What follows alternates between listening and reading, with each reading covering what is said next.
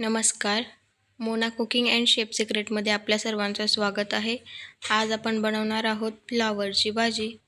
फ्लॉवरची भाजी बनवण्यासाठी आपल्याला फ्लॉवर गरम पाण्यात धुवून घ्यायची आहे. म्हणजे उकळत्या पाण्यात तिला टाकायची, 2 मिनटं राहू द्यायची आणि पाणी निथळून घ्यायचं आहे, जेणेकरून तिच्यात जे न दिसणारे जंतू किंवा ते कीटक असतात ते निघून जातात. त्यामुळे आपल्याला गरम पाण्यात ते धुवून घ्यायची आहे. आता आपण फ्लॉवर बनवायला सुरुवात करू. त्याच्यासाठी आपल्याला एक कढई ठेवायची आहे. त्याच्यात मी 3 चमचे तेल गरम करायला ठेवलं आहे. तेल छान गरम झाल्यावर आपल्याला त्याच्यात मोहरी घालायची आहे, थोडंसं जिरं, लसूण. छान तेलात जर का आपण मोहरी, जिरं, लसूण होऊ दिलं तर त्याची चव छान लागते. मिरचीही होऊ द्यायची त्याच्यात. आज आपण पाणी न घालता सुकी भाजी बनवणार आहोत. जर तुम्ही पाणी घालून भाजी बनवली तर ती एवढी चव नाही लागत तिची. अशा पद्धतीने वाफेवर बनवलेली भाजीची चव जास्त छान लागते. आपण आता याच्यात टोमॅटो टाकला आहे.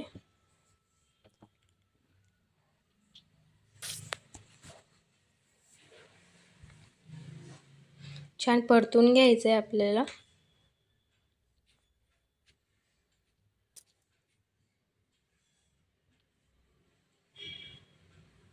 छान टोमॅटो झाल्यानंतर आपल्याला बघा अशा पद्धतीने आपण कोबी धुवून स्वच्छ करून घेतलेली आहे. पांढरी शुभ्र दिसते.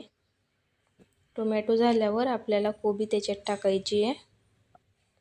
गरम पाण्यात धुतल्यामुळे कोबी स्वच्छ होऊन जाते. बघू शकता. तिला छान परतून घ्यायची आहे.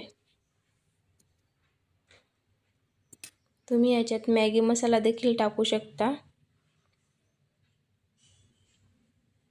त्याच्याने अजून त्याची चव वाढेल. थोडीशी मॅगी मसाला आणि गरम मसाला टाका.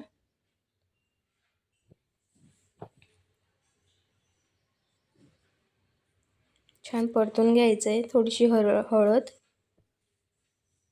आणि चवीनुसार मीठ.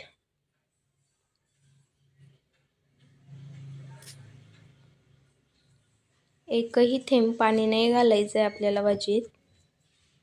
आपण वाफेवर भाजी बनवणार आहोत.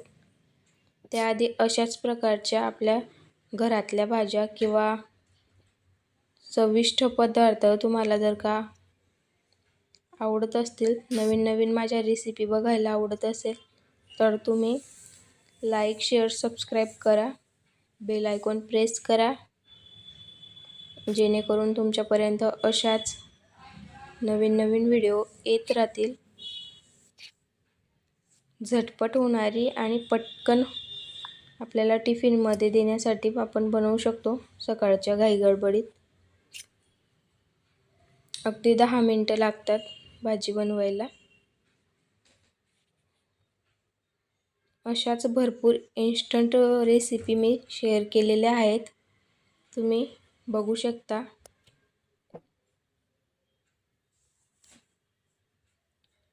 दहा मिनटं आपल्याला झाकून ठेवायचं आहे वाफसाठी आणि 2-2 मिनिटांनी हलवत राहायचं आहे, जेणेकरून भाजी खाली लटकणार नाही.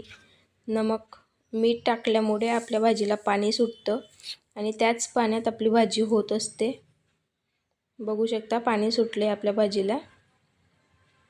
आणि असं तुम्ही चमचेने दाबून बघू शकता भाजी शिजली आहे की नाही. ज्यावेळेस चमचेने भाजी दाबली जाते आणि ते 2 तुकडे होतात त्यावेळेस समजायचं आपली भाजी शिजून झाली आहे. अशा प्रकारे बघू शकता. आता आपली भाजी रेडी झाली आहे. थोडीशी कोथिंबीर टाकून भाजी रेडी झाली. गरम गरम पोळीसोबत सर्व करू शकता तुम्ही. थँक्यू.